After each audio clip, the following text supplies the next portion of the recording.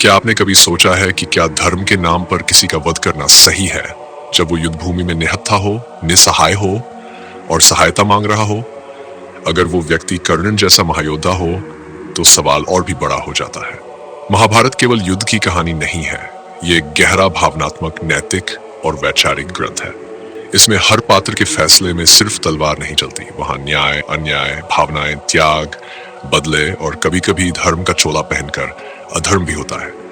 आज हम जिस विषय पर बात करने जा रहे हैं, वह महाभारत का सबसे पीड़ादायक और सबसे जटिल प्रसंग है, कर्ण की मृत्यु।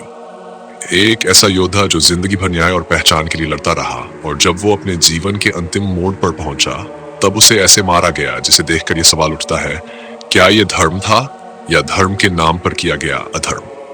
कर्ण की कहानी में वीरता है, संघर्ष है, पर सबसे अधिक है त्याग और सहनशीलता। उसे उसकी जन्मजात पहचान नहीं मिली, उसके साथ हमेशा भेदभाव हुआ, लेकिन फिर भी उसने अपने मूल स्वभाव को नहीं छोड़ा। उसने हमेशा अपना सर्वश्रेष्ठ दिया, मित्रता में, युद्ध में और दान में। महाभारत के युद्ध में जब वो पांडवों का सबसे बड़ा प्रतिद्वंदी बनकर खड़ा हुआ, तब सभी जानते थे कि अगर कोई अर्जुन को टक्कर दे सकता है तो वह सिर्फ कर्ण है। पर उसके अंत का जो तरीका अपनाया गया, उसने पूरे धर्म के स्वरूप पर सवाल खड़ा कर दिया। अब आइए उस क्षण पर आते हैं जब कर्ण का रथ युद्ध भूमि में धंस गया था। उस समय युद्ध अपने अंतिम चरण में था, चारों ओर विनाश का मंजर था। कर्ण और अर्जुन आमने सामने थे, दोनों ही योद्धा एक दूसरे की शक्ति को जानते थे। तभी कर्ण का रथ धरती में धंस गया। कर्ण ने नियम के अनुसार युद्ध रोकने का आग्रह किया और कहा, जब तक मैं अपना रथ निकाल लूं, तब तक युद्ध रोकिए। युद्ध के नियम ये कहते थे कि निहत्थे, रथहीन या असहाय योद्धा पर वार नहीं किया जा सकता। पर उस समय कृष्ण ने अर्जुन को आदेश दिया कि वह कर्ण पर वार करे, और अर्जुन ने ब्रह्मास्त्र चला दिया। अब सोचिए, एक ऐसा योद्धा जो जन्म से ही अपमान सहता आया हो, जिसने अपनी रक्षा का कवच भी दान कर दिया हो, जो उस समय निहत्था था, असहाय था और सहायता मांग रहा था, उसे उस क्षण मारा जाना क्या धर्म कहा जाएगा? क्या यही धर्म की मर्यादा है, या यह धर्म के नाम पर अधर्म था? महाभारत में यह कहा गया कि कर्ण ने भी द्रौपदी के अपमान के समय मौन रहकर अधर्म में भागीदारी की थी, इसलिए उसे यह परिणाम मिला। लेकिन तब सवाल ये उठता है, क्या सारे कर्मों का न्याय युद्ध भूमि में अधर्म करके ही किया जाएगा? अगर धर्म की रक्षा के लिए अधर्म को अपनाया जाए, तो क्या वह धर्म कहलाएगा? कर्ण की मृत्यु पर यह प्रश्न उठते हैं क्योंकि वह सिर्फ युद्ध का एक क्षण नहीं था, वह पूरे महाभारत के नैतिक पक्ष को चुनौती देने वाला क्षण था। कर्ण ने जब रथ से उतरकर धरती में धंसे पहिए को निकालने की कोशिश की, तब वह शस्त्र नहीं चला सकता था, यह नियम था, और उस समय उसे मारा गया। इस पूरे प्रसंग में जो सबसे दुखद है, वह यह कि कर्ण को उसकी सबसे बड़ी पहचान, एक न्यायप्रिय योद्धा, एक सच्चा मित्र और एक अद्वितीय दानी के बजाय उस एक पल में अधर्म के कारण मार दिया गया। वह जो जीवन भर धर्म की तलाश में रहा, उसे अधर्म से मृत्यु मिली।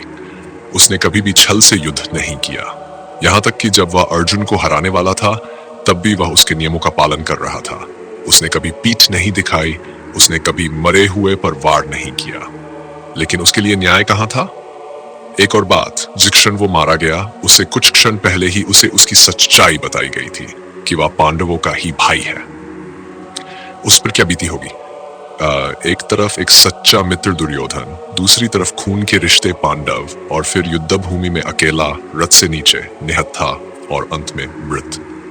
महाभारत का यह दृश्य आज भी हमें भीतर तक झकझोर देता है। धर्म और अधर्म के बीच की रेखा बहुत बारीक होती है, और कई बार जीत के नाम पर धर्म को भी तोड़ा गया है। पर यह याद रखना जरूरी है कि धर्म केवल शास्त्रों में नहीं, कर्मों में होता है। धर्म वह होता है जो न्याय करता है, जो सहारा देता है, न कि जो असहाय को मारता है। कर्ण की मृत्यु के बाद भी उसे सम्मान नहीं मिला, न ही उसकी दानशीलता का, न ही उसकी मित्रता का, न ही उसके युद्ध कौशल का। लेकिन इतिहास गवाह है, जैसे जैसे समय बीता, लोग ये समझते गए कि कर्ण केवल एक योद्धा नहीं, वह एक आदर्श था, एक प्रतीक था, जिसने अकेले होकर भी धर्म निभाया और धर्म के नाम पर मर गया। आज अगर हम कर्ण की मृत्यु को देखें, तो हमें यह समझ आता है कि न्याय केवल वह परिणाम से नहीं होता, प्रक्रिया से होता है। जीतने के लिए अगर हम सारे नियम तोड़ते जाएं, तो वह जीत भी हार जैसी लगती है। कर्ण की मृत्यु हमें यह सिखाती है कि सच्चा धर्म वह है जो दुश्मन के लिए भी न्याय करे। और जब तक हम न्याय की बजाय पक्ष लेने लगते हैं, तब तक हम धर्म के नाम पर अधर्म ही कर रहे होते हैं। कर्ण की मृत्यु को समझने के लिए संवेदना चाहिए, सोच चाहिए और ये मानने की हिम्मत चाहिए कि शायद हमसे भी कभी धर्म के नाम पर अधर्म हो सकता है। तो अब एक सवाल आपसे, अगर आप युद्ध भूमि में होते और सामने वाला योद्धा निहत्था होता, तो क्या आप नियम तोड़कर उस पर वार करते या युद्ध रोक देते? नीचे कमेंट में अपनी राय जरूर बताएं।